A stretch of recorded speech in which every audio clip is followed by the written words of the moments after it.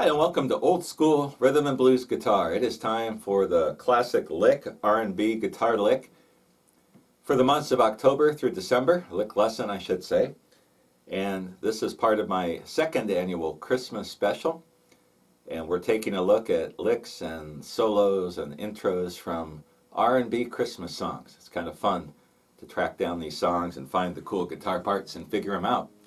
So this lesson is going to look at a lick from Floyd Dixon's Empty Stocking Blues, which, if I'm right, features Johnny Moore on guitar.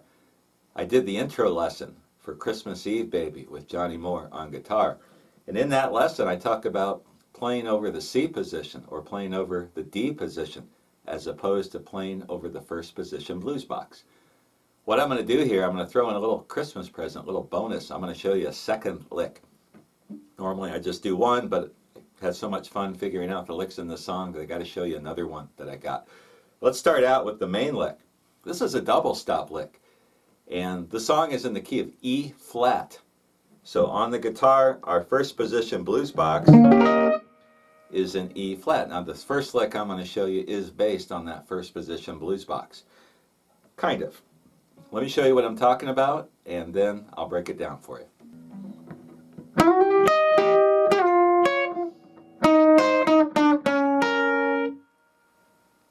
Really cool idea.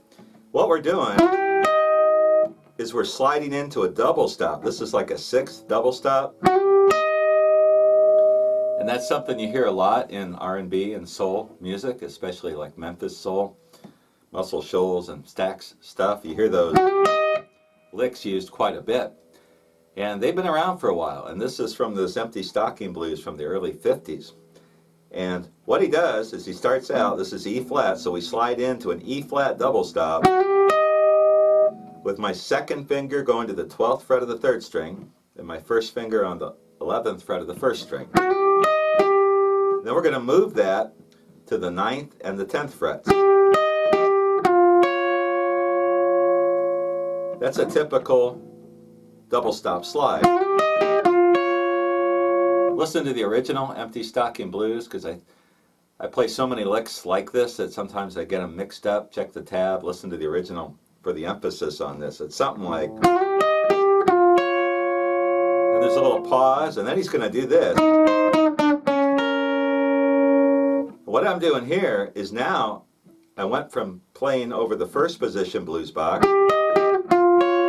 Now I'm going over the second position bar chord, E flat. And what I'm doing is starting here on the 8th fret, I've got my ring finger on the 8th fret of the first string and my second finger on the 8th fret of the third string. It's just, for me, it's easier to control that way. And then I'm going to pick third string, first string, third string. And then very quickly, go to the 7th fret of the third string. And then wrap up on the 6th fret, 3rd and 1st strings. So the whole thing sounds like this.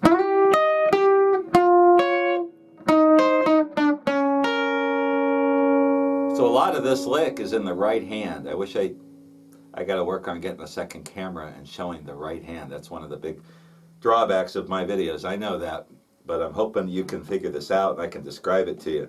So I'm flat picking. And then here,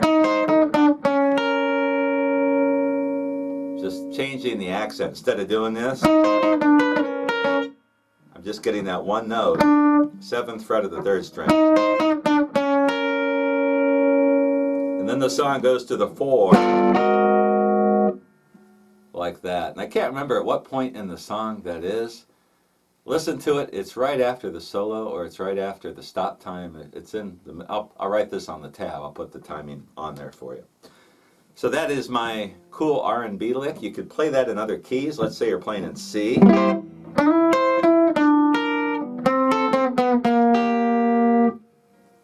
Just kind of a neat idea. I like it.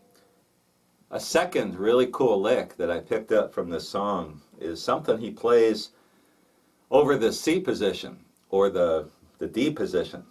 If you're playing in E flat, this is our second position bar chord. This is our first.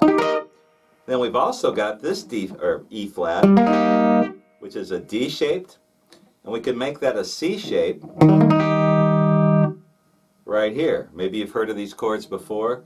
Basically, I'm playing a C chord with my finger barring, serving as the nut, like when you play a regular C chord. This is my E flat, so it all works. You can play a D, but the D shape, you can't get that note, but the scales are really right on top of each other. And there's a point in the song, I think it's at the end of the first verse, when he's getting ready to go to the 5 to the 4. He plays something like this.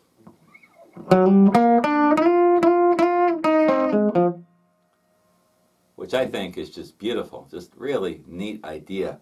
And we're really playing over that position, that D or C position. What I'm doing right here is that D, and I'm playing this. I'm going from the 4th fret of the 4th string to the 5th fret, hammering on to the 3rd fret of the 3rd string, 3rd fret of the 2nd string. That's what I hear. And then sliding into the 6th fret of the 2nd string. And this arpeggio right here, which is over that C position. We've got 4th fret of the 2nd string, 5th fret of the 3rd string, 6th fret of the 4th string, 3rd fret of the 4th string. So the whole thing and the whole lick like this.